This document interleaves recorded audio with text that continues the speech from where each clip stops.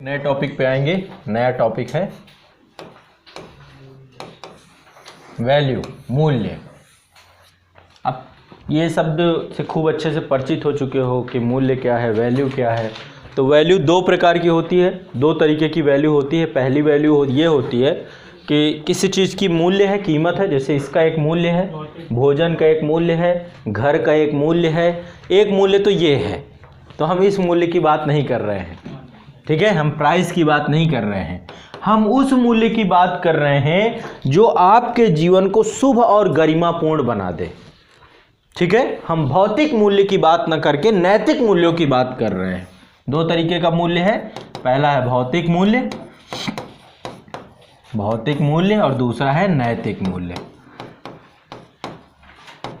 ठीक है। नैतिक मूल्य आपके जीवन को क्या करते हैं, शुभ यानी अच्छा और गरिमापूर्ण बनाते हैं, गरिमापूर्ण बनाते हैं। हम इस शुभ की, इस मूल्य की बात कर रहे हैं, ठीक है। तो आज जो है, अब ये कौन कौन से हो सकते हैं, कुछ आप लोग बताएंगे, कुछ मैं बताऊंगा। जैसे कि एक मूल्य है प्रेम, सबसे प्यार करना चाहिए, जीव जंतुओं से भी प्यार करना चाहिए, मानव से भी प्यार करना चाहिए, सबसे प्यार करना चाहिए, मिलजुल के रहना चाहिए, है ना, ठीक है। और हो सकते हैं, हाँ लिस्ट बताते जाए। दया, आलस्य, क्या आदत, आदर, आदर, सम्मान। मुझे लगा कि आप लोग नए मूल्य निकाल रहे हैं, सम्मान। और नेक्स्ट मैत्री भाव भी हो सकता है, मैत्री भाव, मित्रता। और वो तो अभी चलो उतना ज़्यादा डीप नहीं जाते, पहले नॉर्मल। जैसे सौंदर्य, सौंदर्य। नेक्स्ट सद्भावना, सद्भावना, अच्छी भावना, ये भी एक मूल्य है। और करुणा, करुणा। और बताइए, देशभक्ति एक मूल्य है कि नहीं है, देशभक्ति। नेक्स्ट, देशभक्ति के चक्कर में हाँ ये भी, यदि इसका दुरुपयोग किया जाए, इसका दुरुपयोग करके कुछ किया जाए तो आपको इतना सजग रहना चाहिए, मूर्ख नहीं बनना इसके चक्कर में। कई बार आपकी देशभक्ति का दुरुपयोग भी कराया जाता है, होता है कि नहीं होता। देशभक्ति के नाम पे कोई आपका इस्तेमाल करे या कुछ करे तो इसको भी समझना है आपको। चुनाव में राजनीति है, नेता कराते हैं, ठीक है। जैसे कि मान लीजिए आपकी एक यात्रा चलती है ना, क्या यात्रा है इसको, क्या बोलते हैं, कांवड़ यात्रा। कांवड़ यात्रा में भी भारत का झंडा रहता है ना। लेकिन भारत के झंडे के नाम पे उपद्रव करते हो आप लोग, कहते हो उपद्रव की। देखो वो यात्रा करिए, शांतिपूर्वक करिए, कोई दिक्कत नहीं। उपद्रव करते कहाँ पे हो, किस जगह पे करते हो आप लोग, जहाँ पे मस्जिद दिख गई वहीं पे आपका डीजे बजेगा, वहीं पे आपको डांस करना है, वहीं पे नाचना है। सर वो भी तो मस्ती करते हैं मैं तो देखा है, तो एक बार भी बदल ही फेंकते हैं। हाँ बिल्कुल सच्चा। अच्छा वो क्या करते हैं, वो भी फेंकते हैं सर ईंट पत्थर। वो जब आप देखो, मैं आपको बताता हूँ। मैंने तो कई एक कांवड़ चढ़ाई ऐसे गुजरते हुए निकलते हैं ना। पटियाली तो आपने सुना ही होगा, जो तो वहाँ से निकलता हूँ सर कभी कभार ऐसे। अच्छा आप भी कांवड़ में जाते हो, गए हैं सर, 2-4 दिन चले। अच्छा अच्छा। ट्रैक्टर पर डीजे लग रहा है, कुछ भी हम लोग चले ही आ रहे हैं। ये तो है नहीं सर कि ये मस्जिद चल रही है, यही चालू किया चले आ रहे हैं, कोई पत्थर फेंक दे, कोई कुछ कर दे, दिक्कत तो कर देते हैं। मुजफ्फरनगर के चौराहे पे बहुत होता है।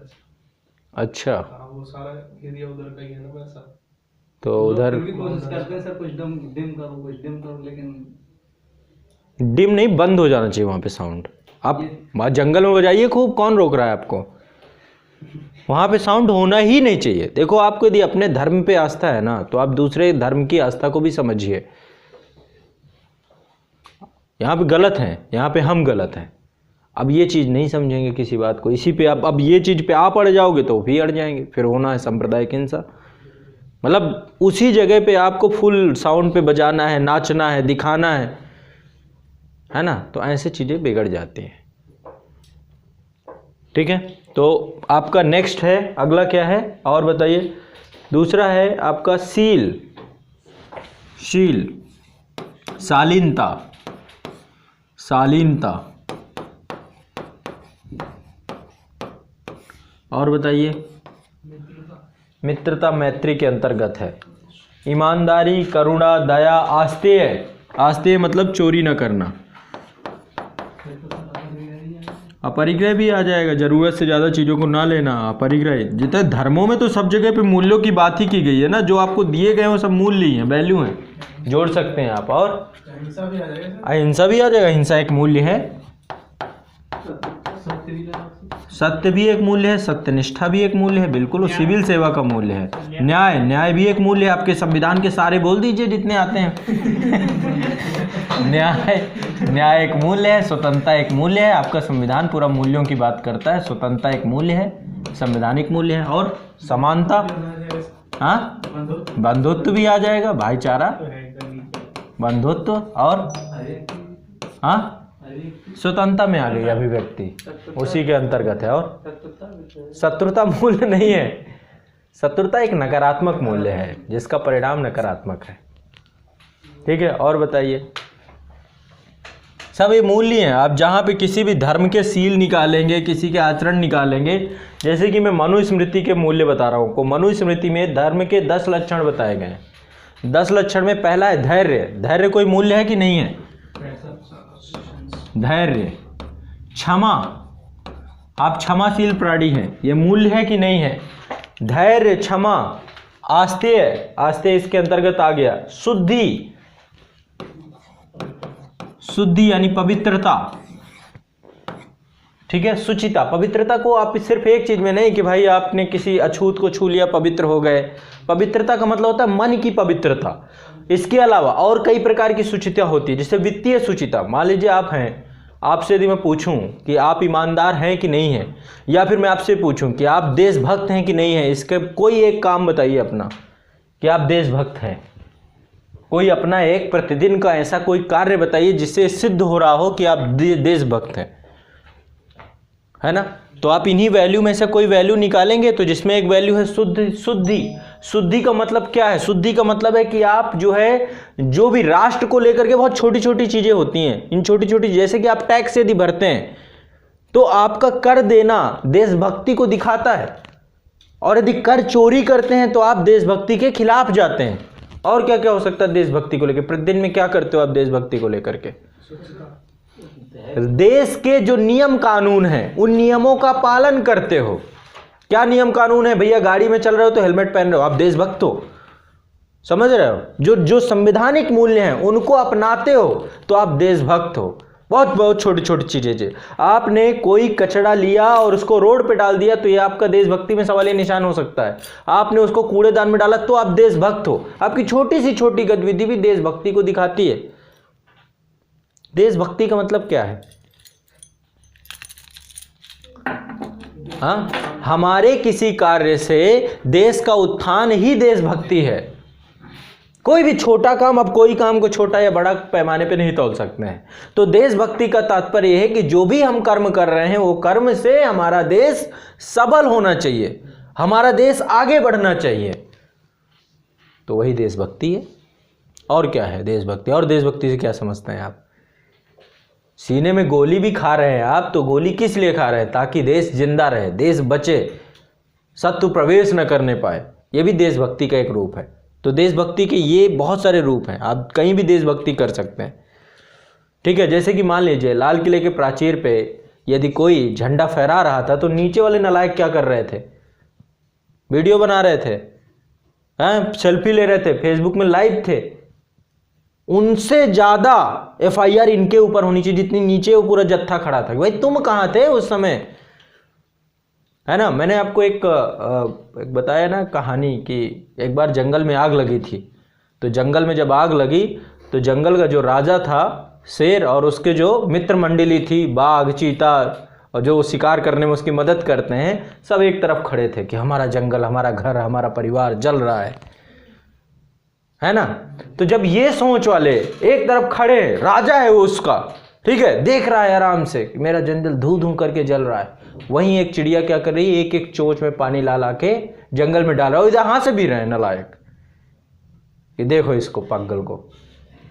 तो यहां पे सोचने की बात है। उसने कहा, जब चिड़िया ने रिप्लाई किया तो उसने कहा कि जब इस जंगल का इतिहास लिखा जाएगा तो मेरा नाम उन लोगों में होगा जो इस जंगल की आग को बुझाने में लगे हुए थे, और आपका नाम उन लोगों में होगा जो तमाशगीर होकर के देख रहे थे।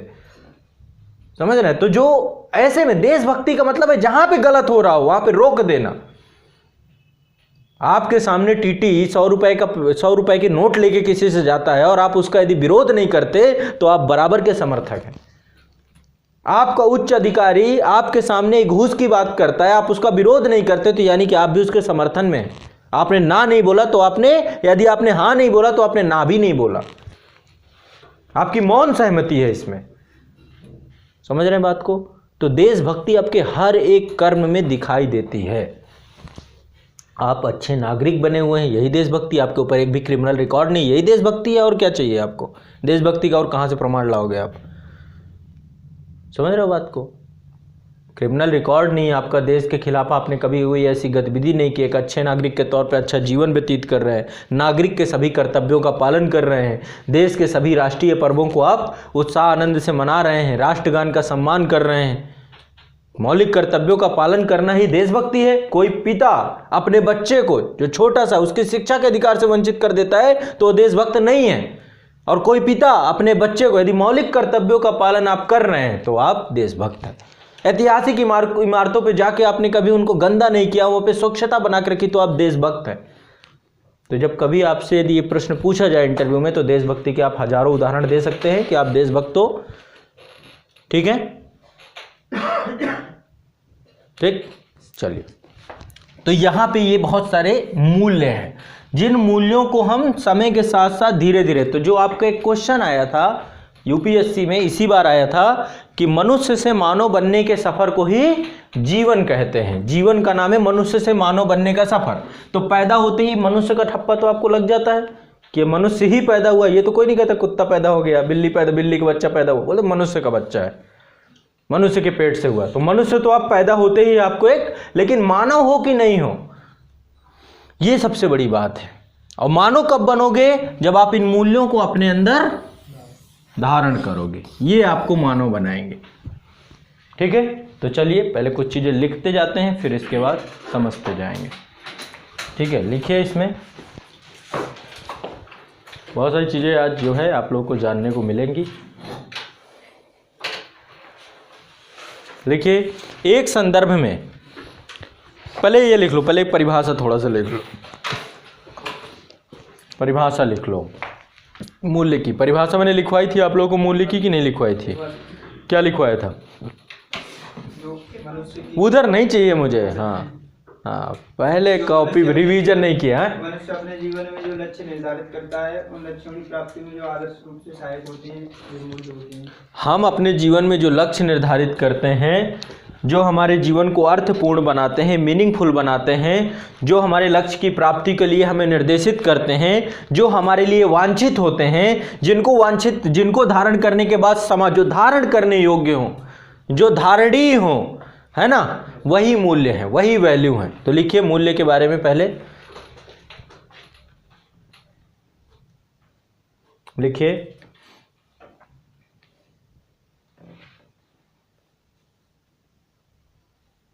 मनुष्य अपने जीवन में उद्देश्यों एवं लक्ष्यों को निर्धारित करता है। मनुष्य अपने जीवन में उद्देश्यों एवं लक्ष्यों को निर्धारित करता है। इस लक्ष्य प्राप्ति में जो आदर्श रूप में, इस लक्ष्य प्राप्ति में जो आदर्श रूप में, इस लक्ष्य प्राप्ति में जो आदर्श रूप में सहायक होते हैं, वही मूल्य है, वही मूल्य है। ठीक है,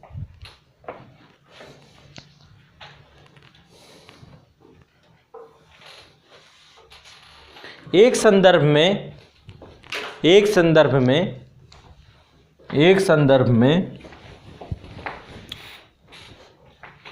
भौतिक वस्तुएं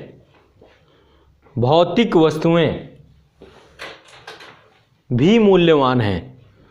भौतिक वस्तुएं भी मूल्यवान हैं, जैसे कि भोजन है, घर है, गाड़ी है, बंगला है ना। आज के टाइम पे इन्हीं भौतिक वस्तुओं की प्राप्ति को लेकर ही पढ़ाई कर रहे हो। और किस लिए पढ़ रहे हो आप? कि कुछ यदि बन जाओगे, सेटल्ड का मतलब क्या है आपका, अभी सेटल्ड नहीं हुए हैं, है ना। सेटल्ड का मतलब यही है कि आप अपने जीवन में अपने पैरों में खड़े हो जाओ, आपका आश्रय खत्म हो जाए। तो ये भी मूल्य है, इसकी भी एक वैल्यू है, और इस वैल्यू के लिए ही आप अपने जीवन भर प्रयासरत रहते हो। देखो अल्टीमेट गोल पैसा कमाना ही है आपका, ठीक है। अंततोगत्वा आप जो भी कर रहे हो सिर्फ पैसे के लिए कर रहे हो। माता पिता भी आपके पैसे के स्रोत हैं, सब पैसे के कारण ही एक दूसरे से जुड़े हुए हैं। लेकिन ये एक मूल्य होने के साथ साथ यदि हम दूसरे मूल्यों को अपने अंदर धारण नहीं करेंगे तो इन मूल्यों का, इस मूल्य का कोई भी किसी भी तरीके से कोई मतलब नहीं निकलेगा, ठीक है। इस पैसे का आप सकारात्मक, जैसे कि मान लीजिए आपको घर वाले पैसे देते हैं, ठीक है, एक मूल्य देते हैं, उस मूल्य में आप शराब पी लो, रात भर जुआ खेलो, है ना, भांग धतूरा खाए कहीं पड़े रहो नालियों में, तो उस मूल्य का आपने किस रूप में प्रयोग किया। रात भर पब में, डिस्को में, बार में, वहां पे व्यतीत करो, है ना, तो पियक्कड़ बन के पड़े रहोगे, तो वो आपके वैल्यू, आप उस पैसे के सदुपयोग करने के वैल्यू, आप समझिए, उस मूल्य का, उस पावर का, उस सत्ता का जो आपको मिली है, उसका सदुपयोग करने का वैल्यू। जैसे हिटलर को मिला, लेकिन हिटलर ने क्या किया, लाखों लोगों को मरवा दिया, तो उसने उसके पास, क्योंकि वो मूल्य नहीं थे, अहिंसा मूल्य होता तो क्यों करता वो। समझ रहे हो बात को कि नहीं समझ रहे हो।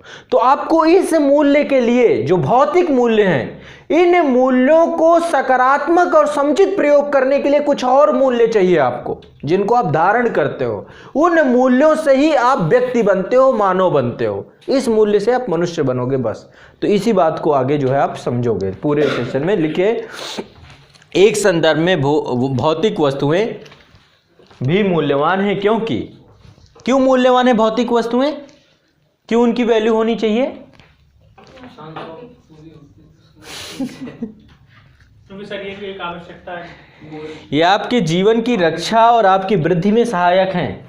यदि ये नहीं होंगी तो ना तो आपका जीवन प्रोटेक्ट हो जाएगा, हो सकता है निपट जाओ, ठीक है, और ना तो आप ग्रो कर सकते हो, ना ग्रोथ कर सकते हो, मानसिक तौर पे किसी भी तौर पे नहीं कर सकते हो। तो आपको ये मूल्य तो चाहिए ही चाहिए, लेकिन इस मूल्य भर से बात नहीं बनेगी। आतंकवादियों के पास भी खूब फंडिंग है, खूब पैसा है, लेकिन वो क्या मूल्य है उनके पास, है ना, भय का वातावरण फैलाना, लोगों को मारना, लोगों को तबाह कर देना, धर्म के नाम पे विश्व भर में अशांति फैला के रखना, ये उनके मूल्य हैं, ठीक है। तो आपको पहले वैल्यू समझने पड़ेंगे आपके। अब आप खुद अल्फ्रेड नोबेल पर्सन के पास मूल्य नहीं होते तो वो नोबेल प्राइज बना के ही नहीं जाता।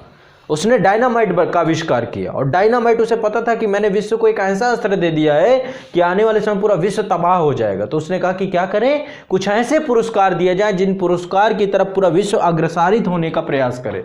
विश्व का सबसे बड़ा पुरस्कार सृजित करके गया अपनी पूरी संपत्ति का, नोबेल प्राइज, शांति का पुरस्कार। और जब हर साल मिलता है तो हर देश प्रयास करता है कि शायद हर व्यक्ति प्रयास करता है कि हमें ये मिलेगा, ठीक है। तो सकारात्मक प्रयोग आप कितना कर पाओगे, आपके मूल्य तय करेंगे, ठीक। लिखिए इस बात को। एक संदर्भ में भोजन, घर, भौतिक वस्तुएं मूल्यवान हैं क्योंकि ये जीवन की रक्षा एवं जीवन वृद्धि में सहायक हैं, क्योंकि ये जीवन की रक्षा एवं जीवन वृद्धि में सहायक हैं। परंतु मानवीय मूल्य का वास्तविक आशय, परंतु मानवीय मूल्य का वास्तविक आशय उन तत्वों से है जो जीवन को शुभ एवं गरिमापूर्ण बनाते हैं, जो जीवन को शुभ एवं गरिमापूर्ण बनाते हैं, जो जीवन को शुभ एवं गरिमापूर्ण बनाते हैं तथा व्यक्तित्व एवं चारित्रिक उत्थान में सहायक हैं, तथा व्यक्तित्व एवं चारित्रिक उत्थान में सहायक हैं।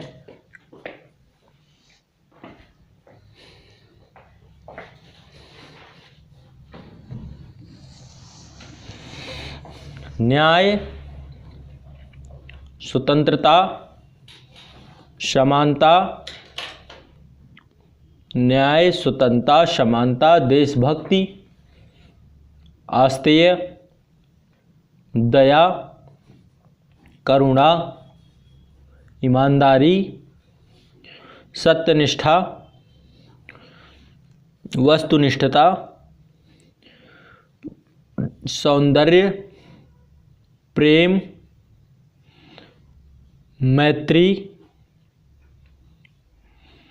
मैत्री,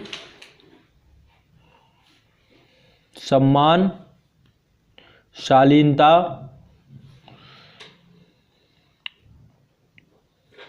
आदि महत्वपूर्ण मानवीय मूल्य हैं।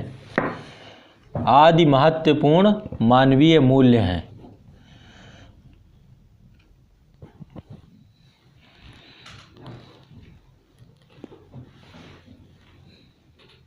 ये मूल्य स्वस्थ एवं संतुलित सामाजिक जीवन के लिए आवश्यक हैं।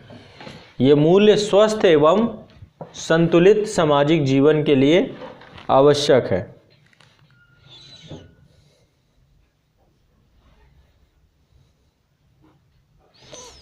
मूल्यों के माध्यम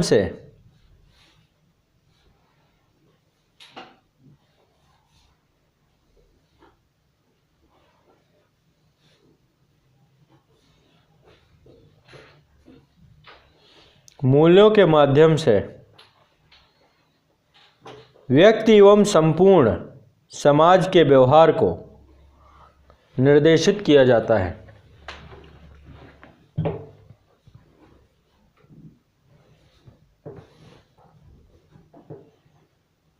मानवीय मूल्य मानव सोच, व्यवहार एवं कार्य के मार्गदर्शक के रूप में कार्य करते हैं। मानव मूल्य मानव सोच, व्यवहार एवं कार्य में मार्गदर्शक के रूप में कार्य करते हैं।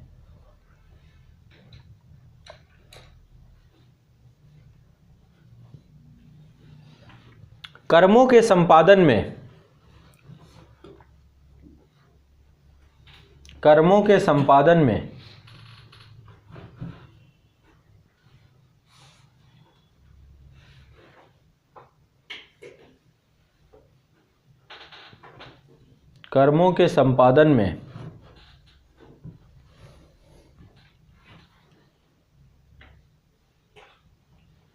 के क्रम में उत्पन्न होने वाले द्वंद्वों के निराकरण का आधार, कर्मों के संपादन के क्रम में उत्पन्न होने वाले द्वंद्वों के निराकरण का आधार मानवीय मूल्य ही हैं। मानवीय मूल्य ही है। अब आप लोग खुद देखिए, आपके सामने जीतता जागता उदाहरण था किसान आंदोलन। जब तक अहिंसक था सब खड़े थे, जैसे ही हिंसक हुआ स्वीकार से बाहर, जैसे ही देशभक्ति के ऊपर प्रश्न चिन्ह लगा स्वीकार से बाहर, है ना। तो ये क्या हो जाता है, एक ही पल में जैसे ही आप अपने मूल्य बदल लेते हैं, जैसे मान लो मैं आपको बहुत अच्छा इंसान मानूं या आप मुझे बहुत अच्छा इंसान माने, आप बहुत सारे मूल्य देखेंगे तभी किसी को अच्छा या बुरा समझते हैं, और अचानक से कभी आपको मौका लगे और मैं उस वैल्यू को तोड़ दूं या आप उस वैल्यू को तोड़ दें, तभी अचानक से आपको उस व्यक्ति के ऊपर क्या हो जाता है, अविश्वास हो जाता है। 1 मिनट लगते हैं विश्वास। जैसे कि बहुत सारे एग्जाम्पल हैं, आसाराम बापू, कुछ मूल्य थे, दुनिया दीवानी थी, पागल थी, एक मूल्य सिर्फ बदला उनके जीवन का, कामुकता, और उस कामुकता के कारण से उनका पूरा जीवन, 1000 अच्छाइयाँ हैं। आज भी लोग दर्शन करने जाते हैं, पता है, जेल से जैसे निकलते हैं दिव्य दर्शन होता है उनका, खड़े रहते हैं बैरिकेड में, लोग खड़े होते हैं उनके, जो अभी भी जंतर मंतर में आंदोलन चल रहा है, आपको पता होगा तो, आसाराम बापू जी के लिए, बहुत सारे लोग के लिए आज भी वो श्रद्धेय हैं, लेकिन एक मूल्य ने पूरी प्रतिष्ठा खत्म कर दी। राम रहीम, कितने लोग दीवाने थे, कितने लोग पागल थे, और उस बंदे ने बहुत सारे काम किए, लेकिन एक मूल्य ने, जैसे ही एक मूल्य आपका बिगड़ेगा, ठीक है, किसान आंदोलन 60 दिनों से ठंड में तड़पते रहे, सब कुछ किया, सब कुछ सही है, लेकिन एक मूल्य ने पूरा का पूरा आंदोलन बदल दिया।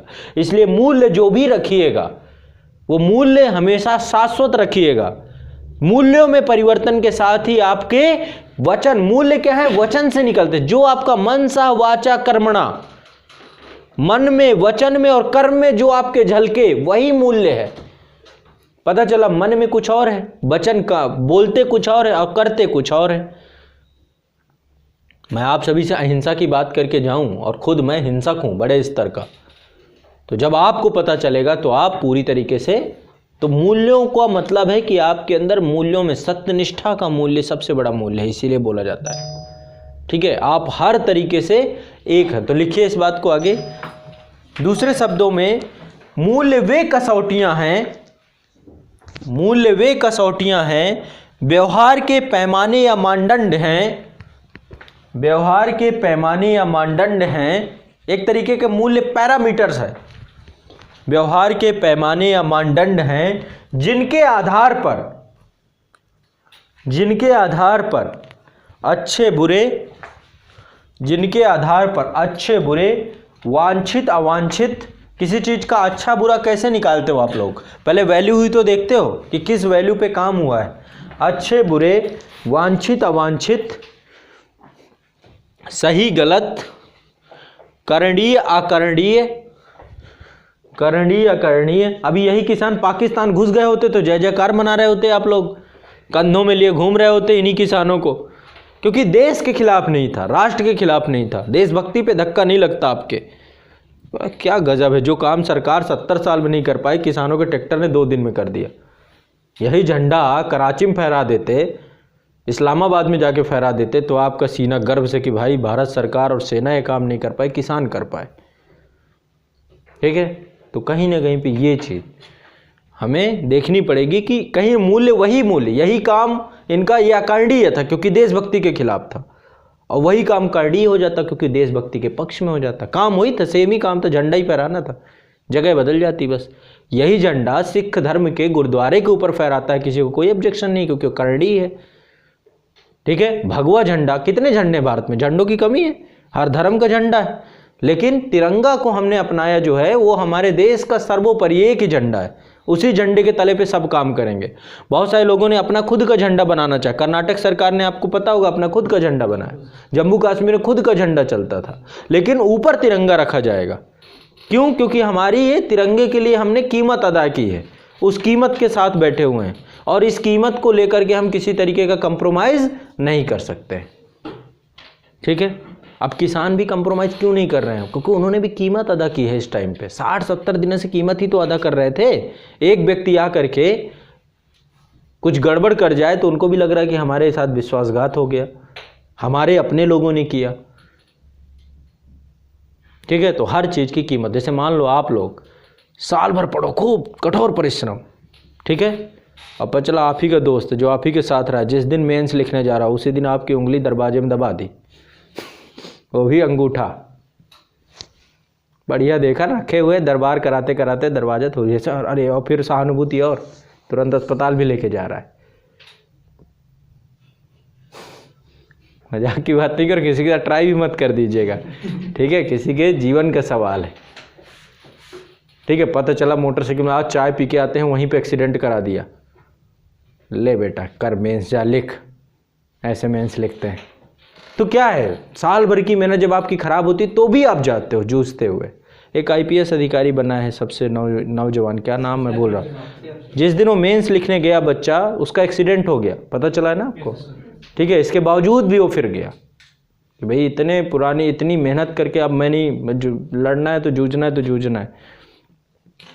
जब मैं 10th क्लास में था तो 10th क्लास में घटना हुई थी कि अब ये बात सही तरीके से या गलत तरीके से हुआ क्या कि अंगूठा पूरा चोटिल हो गया, ये चला गया, मतलब कि पूरा। और मैं आपको पता है कि शुरुआत में ना जोश बहुत होता है, मैं 10th और 12th हमारा अलग ही गुजरता है, और 10th बोर्ड पहला बोर्ड होता है तो उसमें जोश रहता है, और हर बच्चे के दिमाग में होता है कि टॉप करना है, पहली रैंक लानी है।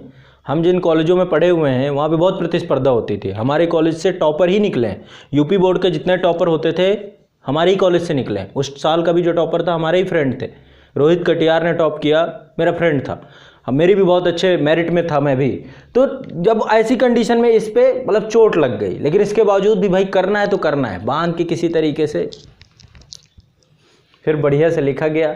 तो कहने का तात्पर्य है कि जब आप बहुत कठोर परिश्रम करते हो और उसके बाद कोई घटना होती है तो घटना के बाद फिर आपको दुख होता है, दर्द होता है। ठीक है, तो यही बात मूल्यों के साथ है, यानी मूल्य जो भी रखना है वो शाश्वत मूल्य रखना है, किसी के साथ आप द्वैध मूल्य नहीं रख सकते। इथिक्स सबसे पहले इस चीज़ की अनुमति नहीं देता आपको। प्रशासन में भी जाना है तो दोगलापंथी नहीं कि आप वरिष्ठ के साथ चाटुकारिता कर रहे हैं और कनिष्ठ के साथ आप वो कर रहे हैं। अवसरवादिता और चाटुकारिता दोनों नहीं चलना चाहिए।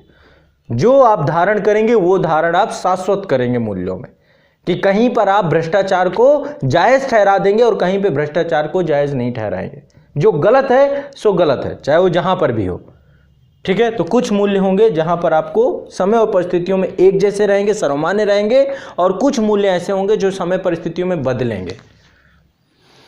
ठीक है ना, समझ रहे हो कि नहीं समझ रहे हो? जैसे मान लीजिए भ्रष्टाचार की बात है, तो कोई भारत देश के अंदर भ्रष्टाचार लेना गलत है ना। अब हमारे ही देश का कोई पुलिस अधिकारी जाके अमेरिका पहुंचता है, वहां पे जाके वो घूस ले, भ्रष्टाचार करे, तो भी गलत है।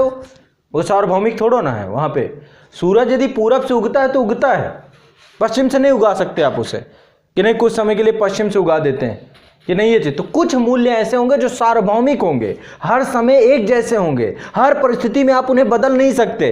कुछ मूल्य ऐसे होंगे जो समय और परिस्थिति के साथ बदल जाएंगे, यानी एक जगह पे वही मूल्य सही हो जाएंगे और दूसरी जगह पे वही मूल्य गलत हो जाएंगे। ठीक है, तो इन चीज़ों को भी मैं आज आप लोगों को कुछ चीज़ें बताऊंगा, मूल्यों में हर चीज़ को पढ़ेंगे। आगे नेक्स्ट लिखे, कहाँ पर पहुँच गए? करणी अकरणी का निर्णय किया जाता है। इन्हीं मानवीय मूल्यों के अनुसार आचरण करना ही सच्चरित्रता है। इन्हीं मानवीय मूल्यों के अनुसार आचरण करना ही सच्चरित्रता है, सच्चरित्रता है, सच्चरित्रता है। ऐसे मूल्य जिनमें व्यक्तियों को सुख और संतुष्टि प्राप्त होती है वे व्यक्तिगत मूल्य कहलाते हैं। ऐसे मूल्य, अच्छा जैसे बताइए आप लोग, व्यक्तिगत मूल्य आपके क्या क्या हैं? सबके कुछ ऐसे मूल्य जिससे व्यक्ति को सुख और संतुष्टि प्राप्त होती है उसे व्यक्तिगत मूल्य कहते हैं। बताइए कुछ। जैसे कि सजना संवरना, सुख संतुष्टि प्राप्त होती कि नहीं होती? बताइए, होती कि नहीं होती? समय जरूर खराब होता है उसमें, 1 घंटे 2 घंटे 3 घंटे का, लेकिन हम सब सस्ते हैं, पटिया पाड़ के आते हैं ये, नहीं तो आ जाएं इधर उधर साहब बिखरे हों। क्यों करते हैं ये? क्योंकि हमें अच्छा लगता है। जैसे कि किसी को वृक्षारोपण करना, बागवानी करना, ये भी एक अच्छा लगता है। जो चीज़, खेलना, ये भी आपको अच्छा लगता है। यदि खेलना अच्छा लगता है जिसे सुख संतुष्टि प्राप्त हो, हैप्पीनेस, मैंने आपको क्या बोला था, जो आपकी नीड्स है, मोरल नीड्स की पूर्ति करे, जो आपकी नैतिक आवश्यकताओं की पूर्ति करे, वही खुशी है। तो मूल्यों में भी कुछ मूल्य ऐसे होते हैं जो आपको सुख और संतुष्टि प्रदान करते हैं। तो सुख और संतुष्टि प्रदान करने का जो साधन है वही मूल्य है, वही वैल्यू है, जिसके माध्यम से आपको, जैसे पर्यटन, घूमना भी मूल्य बन गया। तो जो क्रियाएं होती हैं, क्रिया समझते हो? क्रिया तो समझते हो ना खूब अच्छे से, खूब पढ़ा, सब्जेक्ट ऑब्जेक्ट क्रिया, है ना, थर्ड फ्रॉम फर्स्ट सब पढ़ा है आपने। तो क्रिया जो ऑब्जेक्ट होता है वो भी वैल्यू बन जाता है कई बार आपके एक्शन से। क्यों? क्योंकि उसका गोल क्या है? आपके जीवन को शुभ बनाना, अच्छा बनाना, आपको खुशी प्रदान करना। ठीक है, जैसे मान लो आपको मछली मारने में मजा आ रहा है, तो मछली मारना आपके लिए क्या हो गया? व्यक्तिगत मूल्य हो गया आपका। मजा आ रहा है, क्या बुराई है? स्विमिंग करना, तैरना, मजा आ रहा है। जिम करना, तो आपके लिए जिम करना क्या हो गया? मूल्य हो गया, वैल्यू हो गया। क्यों? आपके जीवन को वांछनीय बना रहा है। ठीक है, आपके जीवन, ये व्यक्तिगत मूल्य हो गया। तो कुछ हो गया फिल्में देखने, देखिए अभी देखिए, चलो गॉसिप करना, अरे महापुरुषों पता चला कॉमेडी मूवी देख रहे हैं, टाइम खराब कर रहे हैं, एडल्ट मूवियाँ देख रहे हैं, टाइम मजा आ रहा है। 18+ मूवी आती है ना, जिसमें A सर्टिफिकेट मिलता है। बहुत सारी ऐसी अब वेब सीरीज बन गई जहाँ गाली गलौज भरी पड़ी है। उनको देख के कौन सा मूल्य बढ़ जाएगा आपसे? जो आपके जीवन को शुभ बनाए, ये बात जरूर ध्यान रखिएगा, जिससे आपका जीवन अच्छा बने, जिससे आपको जो आप इन्वेस्टमेंट करें उसका रिटर्न मिले, पॉजिटिव रिटर्न मिले, वो है मूल्य। कि सबको मूल्य मतलब जिसकी वैल्यू हो, कीमत हो। समझ रहे हो कि नहीं समझ पा रहे हो? जिसकी कीमत ना, वो वैल्यू, वो मूल्य में नहीं आएगा। ठीक है, तो लिखिए आगे नेक्स्ट। ऐसे मूल्य जिससे व्यक्तियों को सुख संतुष्टि प्राप्त होती है उसे व्यक्तिगत मूल्य कहते हैं। तथा एग्जाम्पल मैंने बता दिया, लिखना हो तो अपना अपना लिख लो, जिसके जिसके जो हो। ठीक है, आपकी क्रियाएं जो होती हैं वो सारी क्रियाएं इसके अंतर्गत आ जाएंगी। ठीक, ऐसे मूल्य जो संपूर्ण समाज या मानवता के हितों से संबंधित होते हैं, ऐसे मूल्य जो संपूर्ण समाज एवं मानवता के हितों से संबंधित होते हैं। यहाँ पे व्यक्तिगत शब्द का मतलब क्या होता है, पर्सनल का मतलब क्या होता है? मैं अकेला, मुझे तो आप लोगों से कोई मतलब नहीं है ना? समझ पा रहे हो कि नहीं समझ? व्यक्ति का मतलब अकेला, व्यक्तिनिष्ठ। लेकिन मैं कैसा प्राणी हूं? सामाजिक प्राणी हो। तो जो मेरे व्यक्तिगत मूल्य होने चाहिए सामाजिक मूल्यों से जुड़े होने चाहिए कि नहीं होने चाहिए? उनको सामाजिक मान्यता मिली होनी चाहिए कि नहीं मिली होनी चाहिए? तो मैं कुछ ऐसे मूल्य नहीं ले सकता हूं जिनको सामाजिक मान्यता ना प्राप्त हो। समझ रहे हो कि नहीं? पता है, समझ रहे हो कि नहीं समझ रहे हो? समझ रहे हो ना? यानी कि आप जो व्यक्तिगत मूल्य अपने ऊपर लेंगे वो सारे सामाजिक मान्यताओं से जुड़े हुए होने चाहिए, जो समाज के लिए भी वांछनीय होने चाहिए, जो राष्ट्र के लिए भी वांछनीय होने चाहिए। ठीक है, तो लिखिए इस बात को आगे। नेक्स्ट है, तथा ऐसे मूल्य जो संपूर्ण समाज एवं मानवता के हितों से संबंधित हों,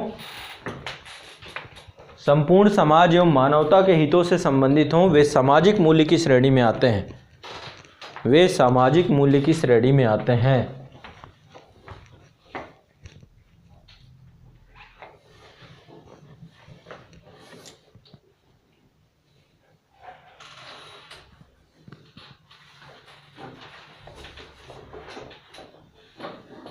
ठीक है, तो जैसे कि आप देखते हैं कि क्या होता है, जो खनिज होते हैं, बहुत सारे खनिजों को कैसे खनन प्रक्रिया के माध्यम से निकाला जाता है, और जब वो निकलते हैं तो उनमें शुद्धता होती है कि अशुद्धता होती है? बहुत सारी अशुद्धताएं मिली होती हैं, फिर उसको परिशोधनशालाओं में ले जाया जाता है, बहुत सारे कारखानों में ले जाया जाता है, वहाँ पे उन्हें शुद्ध किया जाता है। वैसे ही जब आप पैदा होते हैं तो कुछ उसी खनिज की तरह होते हैं आप, कोरिस्लेट। परिशोधन से, समाज रूपी परिशोधनशाला में आप रहते हैं। जिस वातावरण में, जिस समाज में आप रहोगे, पलोगे, बढ़ोगे, ठीक है, जिनका अनुकरण करोगे, वही मूल्य आपके अंदर आते चले जाएंगे और वही मूल्य आपको उसी तरीके का बनाते चले जाएंगे। इसलिए आपका वातावरण बहुत जरूरी है, वही इन्वायरमेंट आपको बनाता है। तो शुरुआत होती है परिवार से।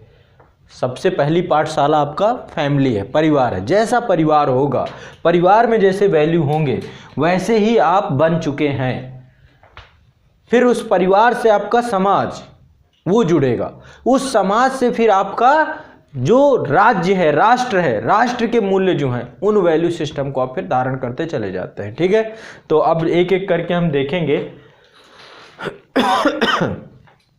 लिखिए, पहले लिखिए, भारतीय परंपरा में मूल्य, मूल्यों का समावेशन। भारतीय परंपरा में मूल्यों का समावेशन। तो लिख लेते हैं कुछ जो हमारी भारतीय परंपरा में कई जगह पे मूल्यों की बात हुई है।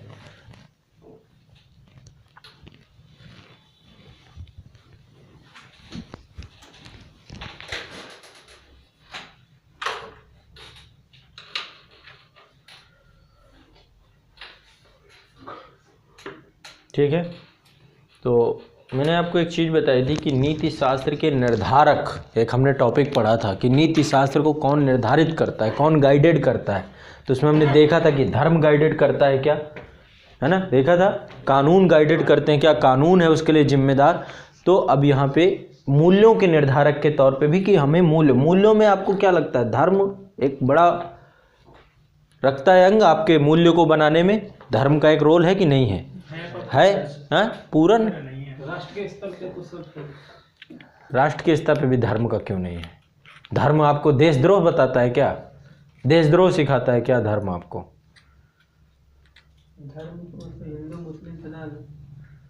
धर्म हिंदू मुस्लिम की बात ही नहीं करता है, ये तो आपने बना लिया हिंदू मुस्लिम। धर्म कहाँ हिंदू मुस्लिम की बात कर? धर्म तो कहता है कि सभी को साथ समान भावना होनी चाहिए। कभी आपने बॉर्डर मूवी देखी है? बॉर्डर मूवी में एक सीन आता है, कभी आप उससे बहुत इंस्पायर हो सकते हैं, सुनील शेट्टी का। जब युद्ध जहाँ कुरान लेकर के आता है, आपने देखा है, वो कुरान जाता है अंदर और कुरान लेकर आता है, तो जो मजहबी व्यक्ति होता है वो सुनील शेट्टी से कहता है आप तो हिंदू हो? तो कहता है कि हिंदू हूँ तो मैं ये काम कर रहा हूँ, क्योंकि मेरा मजहब यही सिखाता है कि मुझे अपनी जान को जोखिम में डालकर दूसरे के धर्म की रक्षा करनी है। धर्म का वास्तविक मीनिंग यदि आप समझ जाओ तो कोई मतलब ही नहीं है उसमें, फिर ज़्यादा टेंशन ही नहीं लेनी, है ना। लेकिन अब आप तो मुन्नी बदनाम वाले हो, दबंग देखनी है वही आपसे मतलब है, वो देख भी रहे हो तो वो मैसेज नहीं समझ पा रहे हो आप। फिल्मों में बहुत सारी चीज़ें दिखाई गई हैं, बहुत सारी फिल्में, केसरी आप देखिए, केसरी में राष्ट्र के लिए वो क्या होते हैं, कितने सरदार होते हैं और कितने अफगानिस्तान के पूरा जो है मारते हैं तो पागल हो जाते हैं। लास्ट में उसको देखते हैं जिसका नाम क्या रहता है, उसका गुरबचन, लास्ट वाला गुरबचन पूरे शरीर में बांध के वो निकलता है पूरा। तो ये देशभक्ति है, जुनून है ये, कि राष्ट्र के लिए फिर इतनी आसानी से नहीं होगा। और जब लास्ट में आप देखते हैं अक्षय कुमार गतका करता है, वो निकलता है एक तलवार से ही गतका करता हुआ, फिर मारा जाता है वो, लेकिन फाइनली वो कितने लोगों को, तो ये होता है जब जुनून चढ़ता है देशभक्ति का तो फिर कुछ दिखता नहीं है, चाहे फिर 2 हो 4 हो 10 हो 15 हो 50 हो, सामने लाखों की। तभी वो गुरु गोविंद सिंह का कहना है ना कि 1.25 लाख में, ये उनकी सोच थी कि मैं चिड़िया से बाज की लड़ाई करा दूं, जोश भरने वाली बात है ना। तो आगे नेक्स्ट लिखे, भारतीय परंपरा में लिखे, भारतीय संस्कृति एवं परंपरा में, भारतीय संस्कृति एवं परंपरा में 4 पुरुषार्थों की अवधारणा है, 4 पुरुषार्थों की अवधारणा है। अब यहीं से यदि आप समझ गए ना, बहुत सारे लोग भाग्यवादी नज़रिए के होते हैं, हमारी धार्मिक संस्कृति कभी हमें भाग्यवादी नज़रिए की ओर जाने ही नहीं देती, वो कभी हमें भाग्यवादी बनने का प्रयास ही नहीं करने देती। क्यों? हमारे 4 पुरुषार्थों में यदि धर्म ही हमें भाग्यवादी बनाता है तो काम भी तो है, अर्थ भी तो है ना, तब हम मोक्ष की तरफ बढ़ते हैं। तो वो कहता है कि पहले अपने, आपका धर्म क्या है, आपका धर्म है अपने कर्तव्यों का निर्वहन करना। धर्म कर्तव्यों से भागना नहीं है, धर्म का मतलब है जो हम धारण कर सकें और उसके धारण करने से हमारा और हमारे समाज, हमारे राष्ट्र का विकास हो सके, उत्थान हो सके, वो है धर्म। ठीक है, तो लिखिए इसमें 4 पुरुषार्थों की अवधारणा है। पुरुषार्थ का अर्थ है, पुरुषार्थ का अर्थ है पुरुष या मनुष्य का लक्ष्य, पुरुषार्थ। अब यहाँ पे पुरुष में ये मत सोच लीजिएगा कि फिर आप जो है नारीवादी आपके अंदर का ना जाग जाना चाहिए। यहाँ पे सब एक तरीके से इसको न्यूट्रल जेंडर की तरह देख सकते हो यहाँ पे। ठीक है, यहाँ पुरुष या मनुष्य का अर्थ है, मैंने इसीलिए मनुष्य लगा दिया, बाद में मनुष्य में दोनों आ जाएंगे। पुरुष या मनुष्य का लक्ष्य है। ठीक है, पुरुषार्थ का मतलब क्या है, आपका लक्ष्य, आपका टारगेट, आपका क्या टारगेट है, क्या गोल है, ये पुरुषार्थ। तो 4 बताई गई हैं चीज़ें। ठीक है, तो लिखिए, भारतीय नीति शास्त्र जीवन के, भारतीय नीति शास्त्र जीवन के 4 आदर्शों या 4 उद्देश्यों को स्वीकार करता है।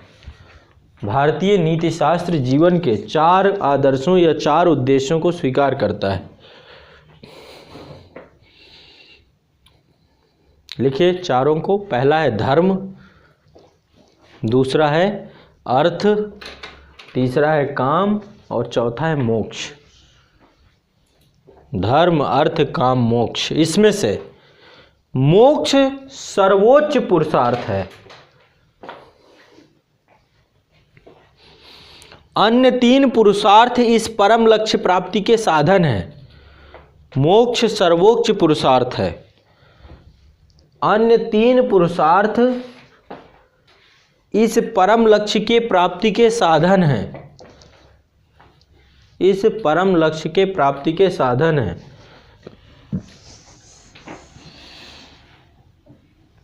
भारतीय संदर्भ में, भारतीय संदर्भ में धर्म को शाश्वत, भारतीय संदर्भ में धर्म को शाश्वत सामाजिक एवं नैतिक मूल्यों के रूप में देखा गया है, सामाजिक एवं नैतिक मूल्यों के रूप में देखा गया है। यहां धर्म का आशय स्वकर्तव्य पालन, यहां धर्म का आशय स्वकर्तव्य पालन,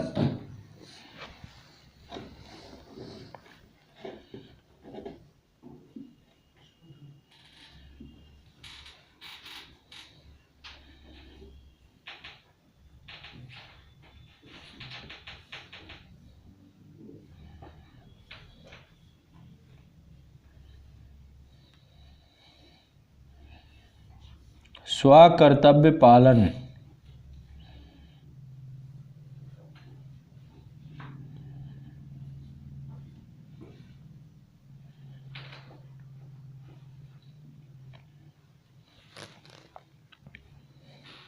एवं सद आचरण से है, एवं सद आचरण से है।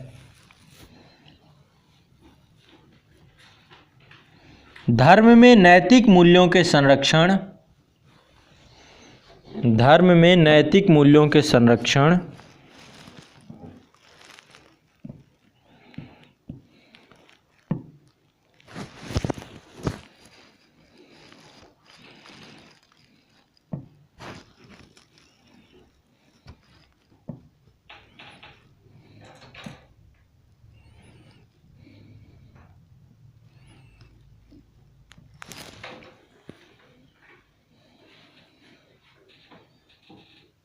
नियमानुकूल सुख भोग, नियमानुकूल सुख भोग, सामाजिक सदाचार, नियमानुकूल सुख भोग, सामाजिक सदाचार, सद्गुण, सद्गुण,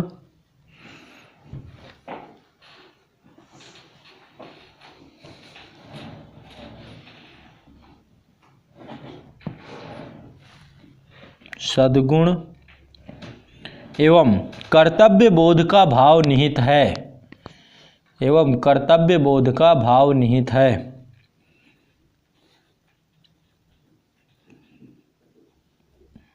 इसे हम निम्नलिखित बिंदुओं में देख सकते हैं। कुछ पॉइंट लिखवाऊंगा।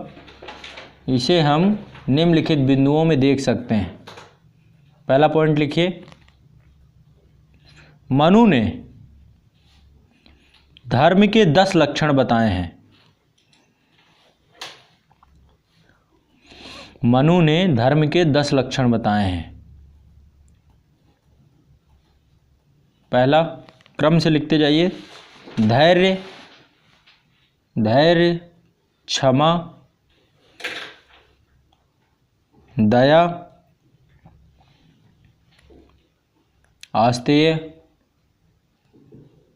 शुद्धि, इंद्रिय निग्रह यानी अपने इंद्रियों को साधना, इंद्रिय निग्रह, बुद्धि, विद्या, सत्य, अक्रोध,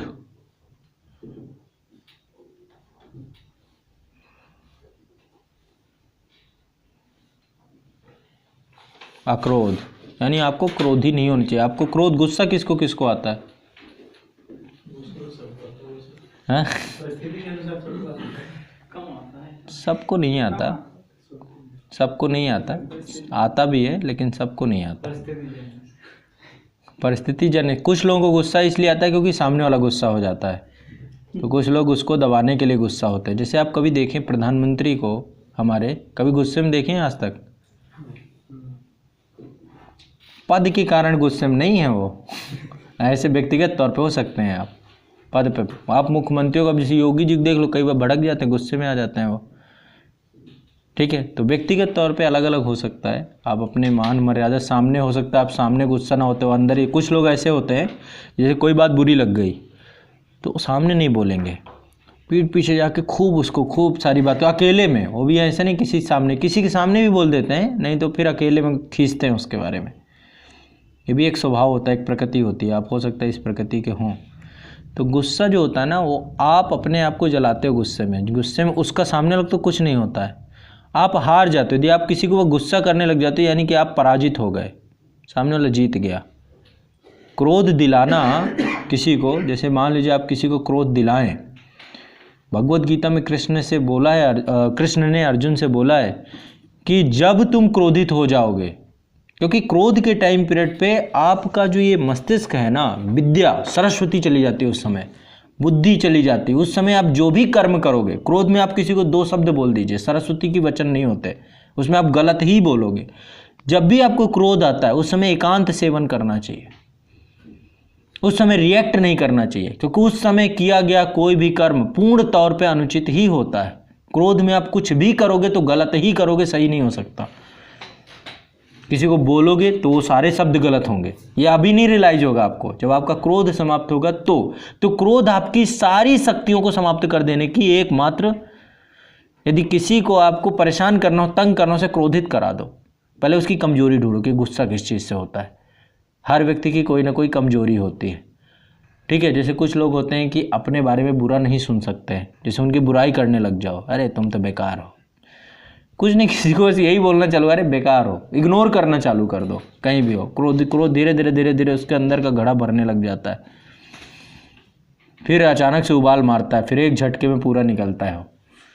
तो जब बताता हूँ पिछले 6 महीने सुन रहा हूँ बेकार हूँ बेकार हूँ बेकार हूँ, अब तुम्हें बताता हूँ कितना बेकार हूँ, ठीक है। तो कई बार होता है कि हम किसी को आसानी से गुस्सा दिलाया जा सकता है। कोई यदि कहे कि मुझे गुस्सा नहीं आता, वो मूर्ख बना रहा है, या तो बुद्धा हो गया है। बुद्धा को नहीं आता था गुस्सा, ऐसा कहते हैं, जितनी कहानियाँ मिली हैं, दंत कथा है कि ज्ञान प्राप्ति के बाद बुद्धा को गुस्सा नहीं आया। गुस्सा क्षणिक भी होता है, मुझे भी आता है, बहुत गुस्सा आता है, कभी देखिएगा गुस्से का अलग ही प्रकोप होता है। बट जब कभी गुस्सा मुझे जैसे आता है ना, तो मैं एकांत हो जाता हूँ, मैं उस टाइम बात नहीं करता किसी से, क्योंकि पता चल जाता है कि अब कोई मतलब नहीं रहा। अब जो भी मैं बोलूँगा या जो भी कृत्य करूँगा, वो कृत्य क्या होंगे, मेरे गलत ही होने। तो जब कभी आपको गुस्सा आए, मौन हो जाओ। घर पे भी कई बार होता है कि आप किसी बात को लेकर के आपके बात को काटा जा रहा है। जैसे मेरे साथ क्या है, मैं आपको बताऊँ, थोड़ा सा मैं कई बार मेरे को ये भ्रम है या क्या है कि मैं जो भी चीज़ें करता हूँ, सोचता हूँ, वो गलत नहीं होती हैं, क्योंकि मैं बहुत विचार मंथन के साथ करता हूँ। और मेरी बात जब कोई काटता है तो थोड़ा बहुत मुझे गुस्सा आता है उस पर। कई बार मैं अमेंडमेंट स्वीकार कर लेता हूँ, लेकिन जब कोई बात ज़्यादा काटने लग गया, मेरी बात ना माने, ठीक है, तो ऐसे में क्या होगा, फिर क्रोध आना चालू हो जाता है मुझे। शुरू में थोड़ा सा वो पहले वो बिल्कुल चटकारा जैसे झनकार मारता है, और फिर धीरे धीरे कोई ज़्यादा कर दिया तो झनकार ज़्यादा मारने लग जाता है। तो उसका एक ही तरीका है कि कल बात करेंगे, आज नहीं, अब आज बात ही नहीं करनी है, बस जितनी जल्दी वो निकल जाओ उस सिचुएशन से, बात ही मत करो। क्योंकि जब क्रोध पे होगे फिर आपके सब गड़बड़ हो जाएगा, आप अच्छे जो बना बनाया सब कुछ होगा समाप्त कर दोगे। इसलिए क्रोध की अवस्था में एकांत सेवन सबसे बड़ी दवा है, उसमें मत रहना भीड़ में, नहीं तो आप किसी को निपटा भी सकते हो उस टाइम पे। क्रोध में लोग मार देते हैं, जो घरेलू हिंसा है सब क्रोध का परिणाम है। होता है कि नहीं होता, गाली गलौज कर जाते हैं, आप शब्द बोल जाते हैं, तो क्रोध के टाइम पे चुपचाप अकेले हो जाओ। बड़ा मुश्किल होता, रोक नहीं पाता आदमी अपने आप को, अकेले भी रुक पाना बड़ा मुश्किल होता। बस मुझे बस जाने दो उसके पास, एक बार पकड़ के उसको कूट लूँ कायदे से, बाद में पता चलता है कि हाँ बड़ी गलती हो गई। इसलिए कभी भी आपको हिंसा करने का सबसे बड़ा तरीका क्रोध ही होता है। जब क्रोध आएगा तभी हिंसा होगी। तो अर्जुन को उन्होंने बोला कि अर्जुन कभी भी क्रोध मत करना तुम, नहीं ये महाभारत का युद्ध तुम्हारे पक्ष से बाहर चला जाएगा, तुम अनैतिक हो जाओगे। तो पूरे महाभारत के युद्ध में अर्जुन कहीं क्रोधित हुआ ही नहीं, क्रोध होकर उसने डिसीजन नहीं लिए, किसी भी तरीके का निर्णय क्रोध होकर। और जब कभी भी उसको कोई संशय, जैसे कि जब कर्ण को मारना था तो वो पूछता है कृष्ण से कि देखो, क्योंकि आप कभी देखेंगे भीष्म पितामह ने बहुत तगड़ा उत्पात मचा दिया अंतिम दिन, क्योंकि उसके ऊपर प्रश्न चिन्ह लगा दिया गया भीष्म पितामह के ऊपर कि तुम पांडवों की तरफ से लड़ रहे हो क्या, इतने दिन हो गए युद्ध के और लगातार हमारी पराजय। ये दुर्योधन ने बोल दिया उनको कि तुम पांडवों की तरफ से लड़ रहे हो कि हमारी तरफ से लड़ रहे हो, समझ में नहीं आ रहा है।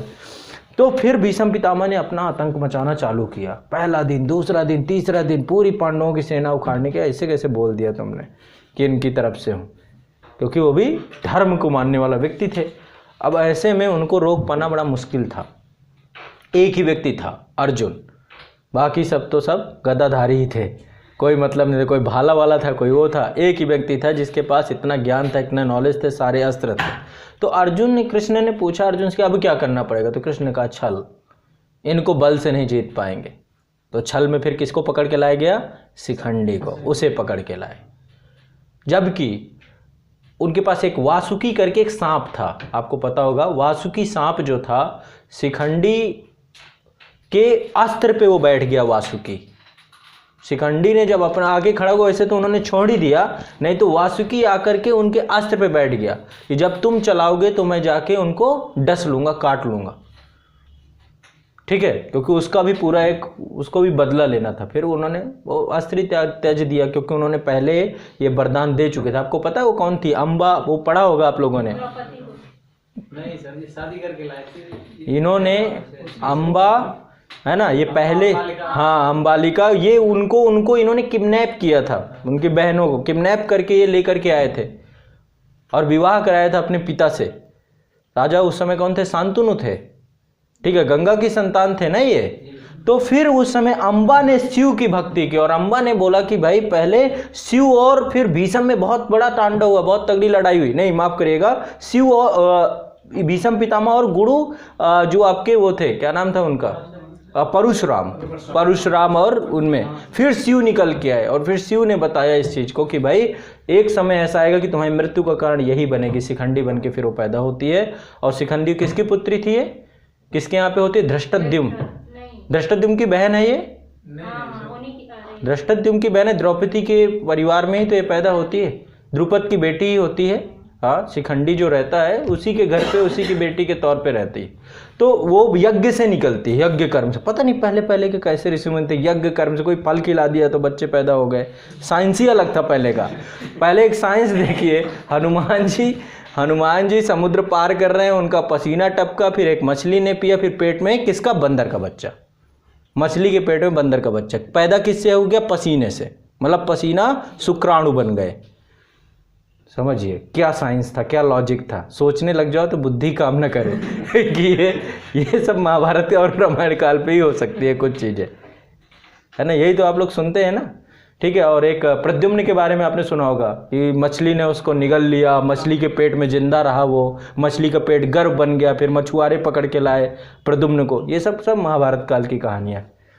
बहुत सारे लोग कहते हैं छेपक जोड़े गए हैं, ये सच्चाइयाँ नहीं है, वास्तविकता नहीं है, ठीक है। विश्वामित्र ने फल दे दिया तो फल खा करके रानियां जो है गर्भवती हो गई। बताइए फल का कमाल फल भी शुक्राणुओं का काम करने लग गए, फर्टिलाइजेशन हो गया उससे तुरंत। आज के बाद वही फॉलो कर रहे हैं आज के बाद उनका फल उल्टा हो रहा है, ठीक है। तो लिखिए, मनु ने 10 लक्षण बताए, लिख लिए 10 के 10।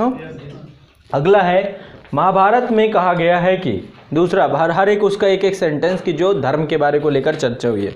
महाभारत में कहा गया है कि जो व्यक्ति को समाज को जनसाधारण को धारण करना चाहिए वही धर्म है। जो व्यक्ति को समाज को जनसाधारण को धारण करना चाहिए वही धर्म है।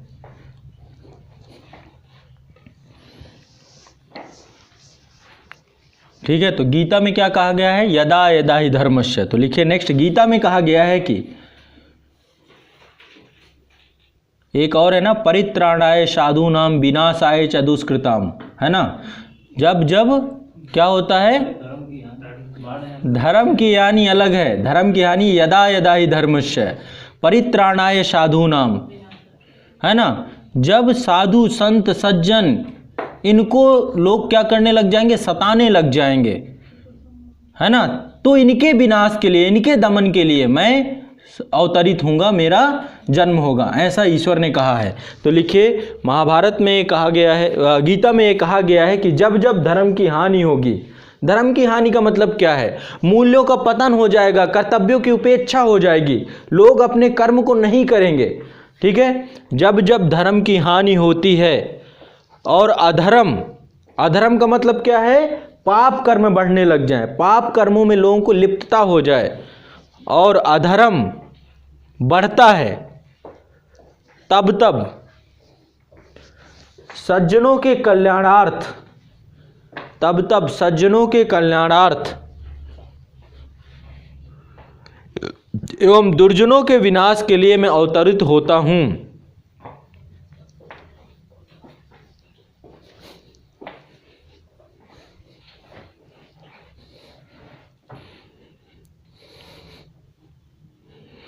वैशेषिक दर्शन में कहा गया है कि,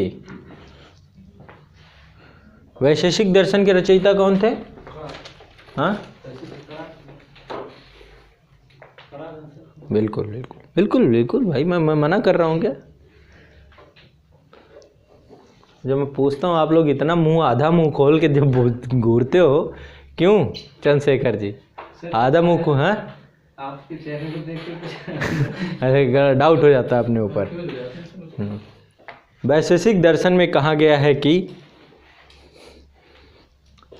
जिसमें भौतिक कल्याण और आध्यात्मिक उत्थान दोनों निहित हों, जिसमें भौतिक कल्याण एवं आध्यात्मिक उत्थान दोनों निहित हों,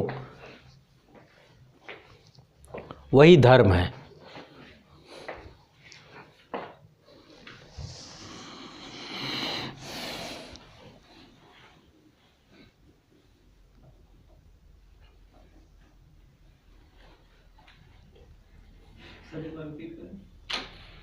जिसमें भौतिक कल्याण एवं आध्यात्मिक उत्थान दोनों निहित हों, वही धर्म है। धर्मराज युधिष्ठिर ने धर्म को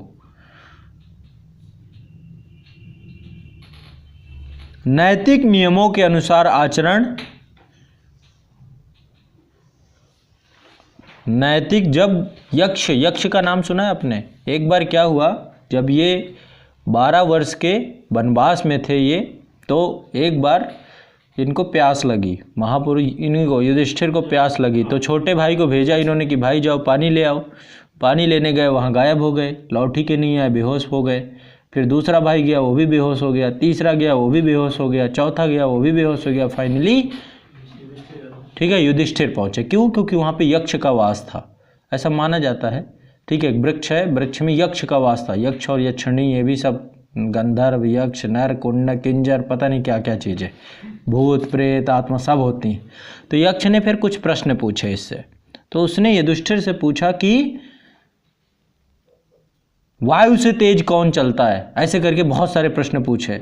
तो सब की वो बताता चला गया उत्तर पर। तो उससे पूछा कि धर्म क्या है तुम्हारे अनुसार, धर्म किसे कहेंगे? तो धर्म को इस रूप में उसने परिभाषित किया, वही मैं लिखवा रहा हूँ। ठीक है, ऐसे कुछ उसने केबीसी किया था, वहीं बैठा के कौन बनेगा करोड़पति, फिर सारे भाइयों को लौटा दिया हर प्रश्न में। ठीक है, बोला था सर कि सबसे ज्यादा प्रेम किसे है? हाँ, छोटे भाई को बताया था, बोला इसे क्यों होता है कि ये उसकी माँ का बेटा नहीं। हाँ, कम से कम हम दोनों माताओं का एक एक पुत्र है ना, माद्री की संतान थे ना, 2 बेटे माद्री के थे, 3 कुंती से थे। और जो इनके पिता थे, क्या नाम था उनका? पांडु को अभिश्राप मिला हुआ था कि यदि वो किसी पर पत्नी के साथ संबंध बनाएंगे, किसी भी पत्नी के साथ संबंध बनाएंगे, तो उनका शरीर खत्म हो जाएगा। और उन्होंने माद्री के साथ संबंध बनाए, अपनी ही पत्नी के साथ। जैसे ही बनाए वैसे ही गायब हो गए। ऐसे ऐसे ऋषि मुनि पैदा हुए थे पहले, ऐसे ऐसे अभिश्राप दे दिए जाते हैं। ठीक है, तो जंगल में थे ये दोनों, और कुंती भी थी उस समय, लेकिन बच्चे हो गए थे। कम से कम 5 बच्चे दे के गए ये। फिर बच्चे वापस लौटे, तो वापस लौटे राजकुमार बन के लौटे। अब आप खुद सोचिए, आप अभी रह रहे हैं यहाँ पे, ठीक है, घर में 3 भाई हैं, 2 और बाहर से आ जाएं, बोल दे हम भी तुम्हारे भाई हैं, फिर आपको आपके पिता के ऊपर तो संदेह होगा ही, भाई ये कहाँ से आ गए। एनडी तिवारी के साथ यही हुआ। तो फिर आप स्वीकार करोगे क्या कि भैया ज़मीन के 3 टुकड़े होंगे कि 5 टुकड़े होंगे? संपत्ति संपदा बहुत बुरी चीज़ होती है। लालच जब पड़ता है तो लालच पागल हो जाता है। जब तक कुछ नहीं होता तब तक तो कुछ भी नहीं चाहिए होता, और जब कुछ हो जाता है तो सब कुछ चाहिए होता है। फिर आपको, फिर आप चाहते हैं कि 2-4 भाई सो भी जाएं तो कोई दिक्कत नहीं है, अकेले मालिक मैं ही बनूंगा। ये लालच है, सबके साथ नहीं होता लेकिन अधिकांश होता है। अभी आप लोगों में से कौन है जो 2-3 भाई हैं परिवार में? कितने हैं? 6 भाई हैं। आप सबसे छोटे बड़े? सबसे छोटे हैं ना, चौथे नंबर पे हैं। हाँ, बीच वाले हैं। सबसे ज़्यादा मज़ा करता है छोटा वाला, ठीक है, बीच वाले को कुछ नहीं मिलता, बीच ही में रहता है वो। सबसे बड़ा सबसे ज़्यादा झेलता है, संघर्षरत होता है, ठीक है। और जब फिर संपत्ति का बंटवारा फिर बहुत बुरा होता है, लड़ाइयाँ होती हैं। और कब होता है ये? जब विवाह होता है घर में। फिर अगले पर्सन, वो क्या, वो बिग बॉस में कौन सा आता है एक पर्सन, क्या बोलते हैं उसे, वाइल्ड कार्ड एंट्री आपके घर में जब वाइल्ड कार्ड एंट्री होगी तो फिर आपके घरों में चालू होगा तांडव, ठीक है।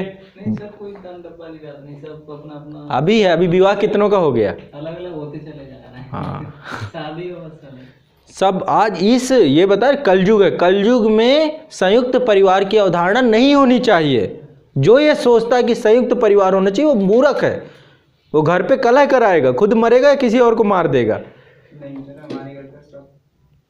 फिर वही आदत बने। आपको क्या होता है, सिद्धांत है, ये नियम है। अभी अभी अभी चलने दीजिए चीजें, अभी लगने दीजिए। नहीं, ये इसमें न्यूक्लियर फैमिली होनी चाहिए। ये काम आपके पिता को कर देना चाहिए कि सभी बच्चों को अलग अलग, थोड़ा दूर दूर। यदि सुख शांति चाहते हैं तो लंबे समय तक के लिए, बड़ा विकास चाहते हैं तो लंबे समय के, महाभारत हुई है, पूरे इतिहास गवाह है। विवाह की बात ही, द्रौपदी से विवाह करने के बाद ही तो उन्हें लगा कि महल चाहिए। जब तक तय नहीं थी पत्नी तब तक तो वो जंगल में ही थे। उसके बाद ही तो फिर महल की अनुकंपा आ गई। तो जब वाइफ आएगी ना आपकी, तो फिर उसकी सपने पूरे करने में आपकी जो ये आंखों की जितनी चमक है ना, तब धुंधली होगी। आपको अपने लिए कुछ नहीं चाहिए, आप अपने लिए भूखे भी पड़े रहोगे। और इसके बाद एक वाइल्ड कार्ड एंट्री और होगी 9 महीने बाद, फिर आपको दिक्कत करेगा। तो ये अभी प्रैक्टिकल नहीं सोच रहे हो ना आप लोग। प्रैक्टिकली लाइफ अलग होती है, ये व्यवहारिक है कि हाँ एक साथ रहो, लेकिन प्यार से ही अलग अलग हो जाओ। जैसे ये कह रहे हैं कि अलग होते जा रहे हैं सर, एकदम खुश। हाँ, ये प्रैक्टिकल है, प्रैक्टिकल जी रहे हैं लाइफ। प्रैक्टिकली यही है। यदि नहीं घर वाले समझ रहे हो तो समझा दीजिएगा धीरे से। तो कह देंगे यार अभी तेरी शादी भी नहीं हुई तो ये बात करने लगा। चाचा आर्मी पर्सन है तो वो अपना वहाँ रहते हैं, लौटेंगे, रिटायर तो होंगे ना कभी कभी। हाँ, घर में उतने लोग नहीं, तो पापा चाचा। संयुक्त परिवार सही नहीं है। गांव में तक तो तब भी चंबे हो, लेकिन गांव भी अब जैसे जैसे चेंज होते जा रहे हैं ना, तो इसमें नहीं होना चाहिए। मैं तो बिल्कुल पक्ष में नहीं हूँ। और लड़कियों को पूरे ये होना चाहिए कि जैसे ही शादी हो पूरा घर तोड़ो, अलग अलग, अपना चूल्हा अलग जलेगा। हाँ, अरे यही होता है, यही होगा, यही है इस साल। ये यदि सुख शांति चाहिए तो सुख शांति का एक ही तरीका है, न्यूक्लियर परिवार। हम दो, हमारे एक, या हमारे दो, और सास ससुर की सेवा करनी चाहिए बस। बाकी आप अपना देखो, क्योंकि वो जो 3 रहती हैं घर पे, तो जो चोटी वाली या फिर कुछ भी कहे, फिर वो घर पे भिड़ंत होती है। आपको नहीं पता, शांति कलह सब बिल्कुल यही चल रहा है आज जिन घरों में। किसी घर में चल रहा है क्या? अभी नहीं चल रहा ना, भगवान ना करे ना चले। यदि चलना चालू हुआ तो फिर इसके बाद आप पूरा घर तबाह हो जाता है। इसलिए कैसे रहना है, दूर दूर, जितना जल्दी हो दूर दूर करना चाहिए अकॉर्डिंग टू मे, जितना मैंने समझा। किसको? ऐसे पॉसिबल नहीं है। आप कौन होते हो किसी को काम में लगाने वाला? उस सामने वाला, उसकी मर्जी हुई ना, है ना। बस हाँ, अलग होने के बाद धुआं। बिल्कुल सही बात, बिल्कुल। ये जो एक कंपटीशन, जैसे मैं यहीं पे सफाई करने के लिए बोल दूं, एक बंदा हो पूरा साफ कर डालेगा, लेकिन यदि 4-6 होंगे ना, एक हिस्सा जो होता है ना, बर्तन धुलने को लेकर के बहुत बेसिक चीज़ें हैं। आप कुछ मत करिए, 4 लोग एक पीजी पे रहिए, एक ही साथ, एक ही रूम पे, आप खाना तक नहीं बनाओगे। कोई किचन गंदा सड़ता हुआ मिलेगा आपको। अकेले रहोगे, धुआंधार खाना बना लोगे। तो ये जो मेंटालिटी है, मानसिकता है, ये नहीं खत्म होने वाली।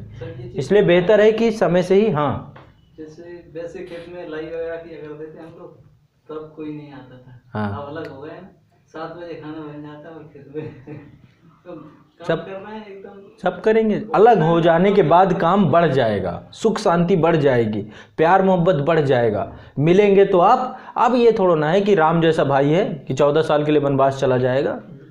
अब तो आपके गले में बैठेगा, पहले बोलेगा दबाऊं कि छोड़ूं, क्या करना है। ये वाली कंडीशन है। समय वक्त के साथ चीज़ें बदलती हैं। इसलिए सुख शांति चाहिए तो पहले ही पिता का कर्म होना चाहिए कि पिता अपनी संपत्ति के जितने भी बेटा है बेटी है उसके विभाजन करे और उनके हाथ में पकड़ा दे। ये पिता का कार्य होना चाहिए। आप चाहे जितने पढ़ लिख जाओ, चाहे जो कुछ भी जाओ, समाज यही है, वास्तविक समाज यही। आदर्शात्मक स्थिति में रहेंगे तो घर की सुख शांति आप जाएंगे, झिलेंगे घर में, सबके साथ ही होता है। तो चीज़ों को ऐसे मैनेज करना होता है। मैनेजमेंट यही है आज के टाइम पे। यदि आपके घर पे भी भाई हैं, कुछ भी है, तो ये विचारधारा अभी से बना के चलनी है कि चीज़ों को इतना डेवलप कर देना कि सब इंडिपेंडेंट हो जाएं और अपने अपने तरीके से चलें। बस ख़त्म बात, इतनी सी बात है। हंसी हंसी में, और नहीं तो फिर लड़ भिड़ के होना। उसके बाद शकल भी नहीं देखोगे एक दूसरे की। मैं गलत बोलता ही नहीं हूँ, सही की बात क्या कह रहे हैं। मैं व्यापक अनुभव के साथ हूँ। मैं ऐसे मजाक वाला बात नहीं। कितने लोग आके ऊपर बैठते हैं और घंटों ज्ञान लेके जाते हैं इसी चीज़ का। घर के बगल भाई देखना चाहते नहीं देखते। वो कल के दिन वही भाई आपके लिए लगने लग जाएगा कि बस अब नासूर बो दिया है मैंने। और वही भाई दूर होगा, एक गांव दूर हो, एक शहर दूर हो, उससे प्रेम पागल हो जाओगे आप। उससे जब मिलोगे तो अरे कहाँ था, कैसा था, वो चीज़ होती है। इसलिए आपको ऐसे बनाना चाहिए। ज्यादा क्लोज रहो तो फिर अंत्येष्टि क्रिया में भी नहीं शामिल होते हैं, बड़े भाई छोटे छोटे। अरे विवाह में आप देखो कि 6 भाई हैं तो विवाह में 2 का नाम होता ही नहीं कार्ड में, कार्ड से पहले काटते हैं, फिर उनको बुलाते भी नहीं है। प्रैक्टिकल चीज़ें हैं, हम गांव में रहते हैं, हमें पता है कितने बड़े बड़े परिवार हैं, क्या क्या कंडीशन है, संपत्ति सब कुछ है, हर चीज़ है। 2 भाई पता चला मार रहे हैं, एक दूसरे को पीट रहे हैं, सर फोड़ रहे हैं, पुलिस थाना कचहरी हो रही है। फिर रात दिन आप अपने गांव में देखिए कि सर्वे निकालिए, एक बार कागज लिस्ट लेके बैठिए, आपको मिल जाएंगे कितने जॉइंट फैमिली हैं और कितना खुश हैं, कितनी मार पीटें चल रही हैं, कहाँ पे कलह चल रही है। उनके घरों में मुकदमा पक्के होंगे यदि ज़्यादा बड़ी संपत्ति है तो देखने को ही नहीं मिलता। अब धीरे धीरे ये हो जाना चाहिए, यही भविष्य है फ्यूचर का। महिलाओं का दोषारोपण हम करते हैं कि उनके आने के बाद होता है, ये वास्तविकता हो जाना चाहिए, क्योंकि जो हिस्सा लगता है, फिर एक दूसरे की संपत्ति को लेकर जलन होती है ना। घर ज्वाइंट फैमिली में रहोगे, आप कुछ लेकर आए, मान लो आपकी मैडम को समोसे खाने लेके पहुँचे, अब पता चला वो भाई की पिटाई हो रही है अंदर के, देखो वो समोसे ला रहा है, तू कहाँ बैठा था, तुझे भी लाना चाहिए, आप लेट आ रहे हो, वो टाइम से आ रहा है। तो ये सब एक हिस्सा होता है, कंपैरिजन चालू हो जाएगा आपका, और वो कंपेयर आपको बर्बाद कर देगा, तबाह कर देगा। आप मेंटली सिक हो जाओगे, और अपने घर पे रहोगे, चाहे आप 2 बजे आओ, चाहे 4 बजे आ जाओ, चाहे 3 बजे, कोई कंपेयर करने वाला नहीं रहेगा आपको। ये कंपेयर ही तो है, बर्बाद करता है। फिर धीरे धीरे आपकी जब तुलना की जानी चालू कर दी जाएगी कि देखो उसको देखो और अपने आप को देखो, वो इतना कमा के ला रहा है, तू कितना कमा रहा है, वो देखो वो कमा नहीं रहा, बैठे बैठे खा रहा है, तुम इतना कर रहे हो, वो 4 बजे जाता है, तुम्हें 2 बजे से जाने की बहुत पड़ी है।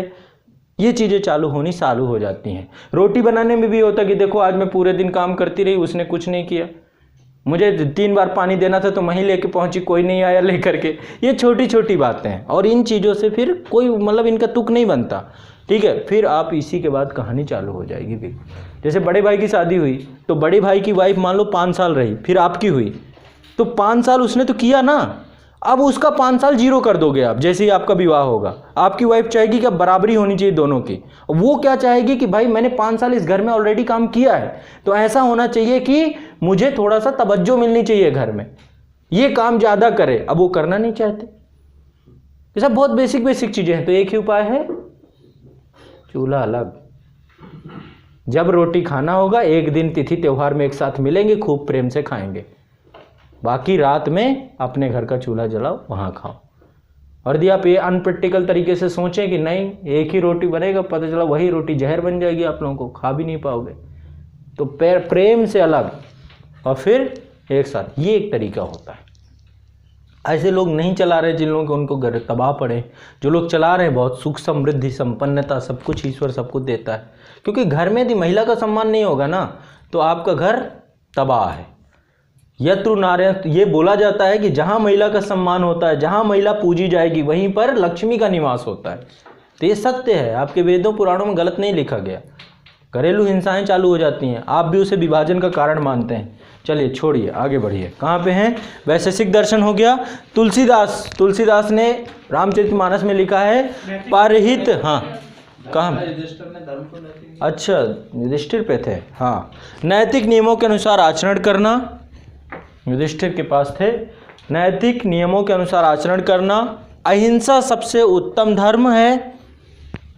नैतिक नियमों के अनुसार आचरण करना, अहिंसा सबसे उत्तम धर्म है, तथा सत्य के समान दूसरा धर्म नहीं है। इन 3 चीज़ों को उसने बताया।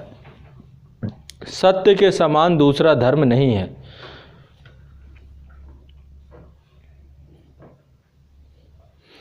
गांधी जी भी, अगला पॉइंट, गांधी जी भी धर्मयुक्त राजनीति की बात करते थे। धर्मयुक्त मतलब नैतिक मूल्यों से युक्त राजनीति, धर्मयुक्त राजनीति की बात करते थे।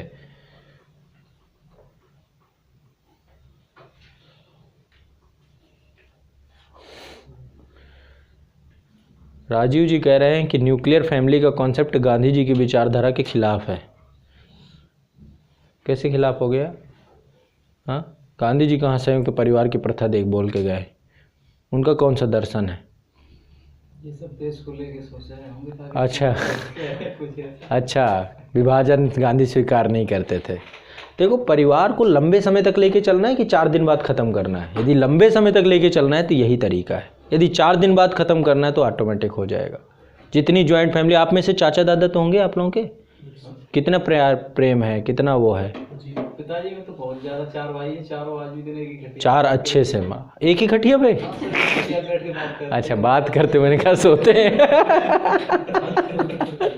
बाकी आपका सबका अपना पर्सनल अनुभव है। हाँ चाचा सही है, चाचा दादा शहर में जो रह रहा हो चाचा दादा अच्छे हो, आपके भी सही है सारे। तुम झूठ बोल रहे हो, अंदर ही अंदर बोल चाल आना जाना रेगुलर सारी चीज़ें। हाँ आपका नहीं है, बोल चाल नहीं है, नहीं है ना। एग्जाम्पल मैं खुद खड़ा हूँ, हमारे यहाँ भी यही है। पिता के जितने भी हमारे पिता 6 भाई हैं, लेकिन बोल चाल नहीं है, एक दूसरे के मन नहीं बनते हैं। सर जो 2 गाँव में पास में रहते उन लोगों का आपस में नहीं बोलचाल, पर हम लोग अलग रहते तो हम लोगों से है दोनों का। मैं आपको बताऊं मैं कितने साल का हो गया, लगभग 27 साल का हो गया। 27 साल में आज तक चाचा दादाओं के घर का मैंने एक भी अन्न नहीं खाया। कारण क्योंकि यदि उनके घर का कुछ खाओ तो खिला देते हैं, तंत्र मंत्र पढ़ के खिला देते हैं। कई बार मेरी माँ के साथ किया उन्होंने, भाभीयों के साथ किया, कर देते हैं ये चीज़। मतलब ये चीज़ पता नहीं उन्होंने सीख रखा है तो ये चीज़ करते हैं वो लोग। लेकिन मैंने आज तक इतनी बार गया, बहुत कोशिश करते हैं, सब कुछ करते हैं, जबकि मैं बचपन से लेकर अब तक की बात बता रहा हूँ, आज तक मुझे नहीं खिला पाए वो। घर जाता हूँ, जैसे उनके घर भी जाता हूँ, बैठता हूँ, आदमी पानी लेके तो आता ही है, उतना तो रिप्रेजेंट करते हैं, लेकिन पिला नहीं पाते। बहुत कोशिश करते हैं कि इसको पिला पाएँ या इसको खिला पाएँ, फेल हो जाते हैं, अनसक्सेसफुल, नहीं पिला पाते। हम दूसरों को पानी पिला रहे हो, हमें कैसे पिला पाएंगे। ठीक है, जिन चीज लोग नहीं खाना उनको मैं बहुत स्पष्ट बोल देता हूँ कि देखो आप लोग तंत्र मंत्र, मैं बहुत बुरा भी मान जाते हैं मेरी बातों का कि आप लोग तांत्रिक लोग। देखो ये झूठ वाली बात नहीं, मेरे अंदर वो नहीं रहता सर, यदि गलत है तो गलत है। आप तांत्रिक लोग हो, मैं आपका एक भी अन्न नहीं खाऊंगा, बस मिलने आया हूँ कि आपकी तबीयत सही है, स्वास्थ्य अच्छा है, आपको कोई दिक्कत परेशानी नहीं, कोई परेशान तो नहीं कर रहा, क्योंकि आप मेरे चाचा हो, पिता के रक्त हो। पिघल जाते हैं, अरे मेरा बेटा कहाँ था तू, आता नहीं है, मिलता नहीं है, सब चीज़, लेकिन खाऊंगा नहीं, कुछ नहीं खाऊंगा, ये रख लो, ये वापस ले जाओ। चाची को भी बोल देता हूँ कि मिला खिला देते हैं चाचा, ये सारी चीज़ मैं बिल्कुल खुला बोल देता हूँ, तो वो भी समझ जाते हैं कि यार इससे बात करना ठीक नहीं। 4 लोग और बैठे होते उन्हें भी बता देता हूँ कि इनका मत खाना। तो अब जैसे मैं गया तो ऑफ़र भी नहीं करते, ऑफ़र करना बंद कर दिया है। आएंगे मिलेंगे बहुत अच्छे से, बोलते हैं कि अरे बड़ा अच्छा लगता है, बहुत अच्छा बोलते हो, कहाँ क्या है, हमारे बच्चों के लिए कुछ करो, ये करो वो करो, बट मैं खाता नहीं, सीधा साफ साफ देते भी नहीं है वो, उनको पता है बेइज्जती कर देगा। हाँ सीधा साफ मुंह पे बोल देना कि भाई क्यों नहीं खा रहे। अब एक आदमी होता है जाके बस कि नहीं नहीं मैं खा के आया हूँ घर से, क्या कितनी बार खा के आओगे, साफ साफ बता दी कि इस कारण नहीं खा रहे हैं। आपका बगल वाले का खा लेंगे, अभी चलिए बगल वाले के घर में पानी पी लेंगे, आपके घर का नहीं पिएंगे। क्यों, आपने किया काम, ये प्रमाण है, 5-6 प्रमाण है। मेरे पिता की तबीयत आपने ख़राब की, मेरे पिता का जो बीच में आपने देखा था कैंसर वैंसर वाला सीन था, उसमें भी पता चला, मैं मानता नहीं इन चीज़ों को, लेकिन फिर अंत तो गत तो जब कहीं नहीं सही होता तो फिर दिखाना पड़ता है। फिर उनका निकलवाया गया, काफ़ी कुछ उनको खिलाया गया था, विवाह में गए थे एक उसके। अब पिता का नहीं बनता, उन्हें खाना पड़ जाता है, लेकिन मैं इनको भी समझाता हूँ कि जाओ और ये सेंटेंस को बोलो। कई बार तो मैं पानी वानी लेके जाता हूँ, बाकायदा पानी या खाना भी अपना कुछ ले गया साथ में उनके कि भाई रुक जाओ मैं अपना लाया हूँ। बहुत अजीब लगता है उन्हें, शर्मिंदगी भी महसूस होती है। ठीक है, बहुत मेरा मतलब बहुत एक रेस्पेक्ट होता है। जब मैं कभी जाता हूँ परिवार में बैठता हूँ तो जो छोटे बड़े सब, जो बड़े हैं, जो मतलब बहुत उम्र दराज हैं, हमारी फैमिली जो है बटी हुई है, कुछ पूना में रहते हैं, कुछ जबलपुर में रहते हैं, कुछ दक्षिण भारत में है, कुछ ऐसे बटे हैं, कुछ लोग जॉब में, गवर्नमेंट जॉब में भी हैं। तो जब आते हैं तो सब साइड में खड़े हो जाते हैं, बैठ जाते हैं कि सुनो इनको। तो मैं साफ साफ बताता हूँ उन्हें कि आप लोगों ने क्या किया है, और ये सब करने से कुछ भला नहीं होता किसी का।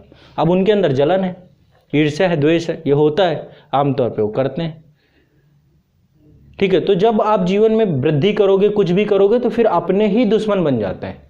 पूरी महाभारत की गाथा इसी चीज में कि अपनों ने दगा दिया है। अंतिम लिखे तुलसीदास जी भी यही कहते हैं, तुलसीदास जी भी यही कहते हैं, परहित सरस धर्म नहीं भाई, पर पीड़ा सम नहीं अधमाई।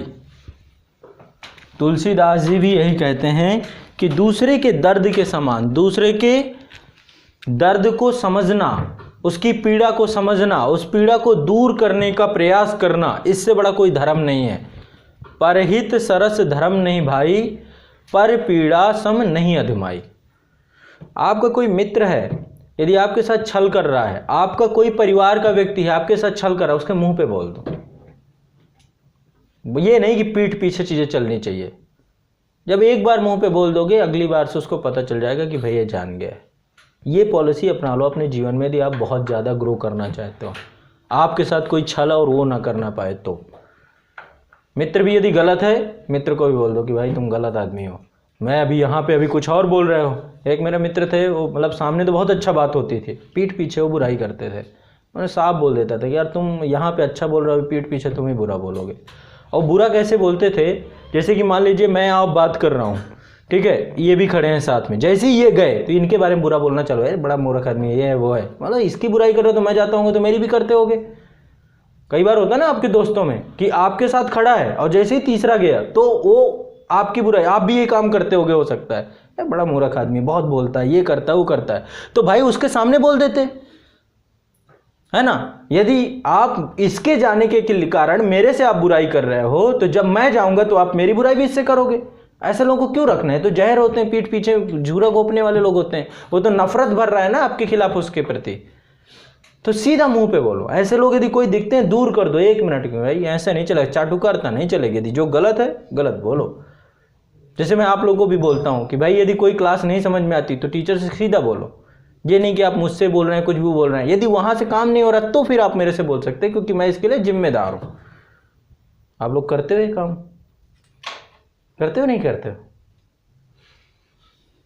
उधर की कहानी इधर, इधर की कहानी इधर, उधर कहानी इधर, इधर कहानी इधर। गलत है, ये गलत मूल्य है। इस मूल्य को धारण करके आपको कुछ नहीं मिलेगा और आप अपनी विश्वसनीयता खो देते हो।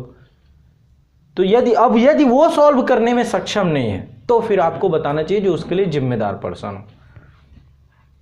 समझ रहे हो कि नहीं समझ रहे हो? जैसे कि अभी आप लोग इस समय पीड़ित हो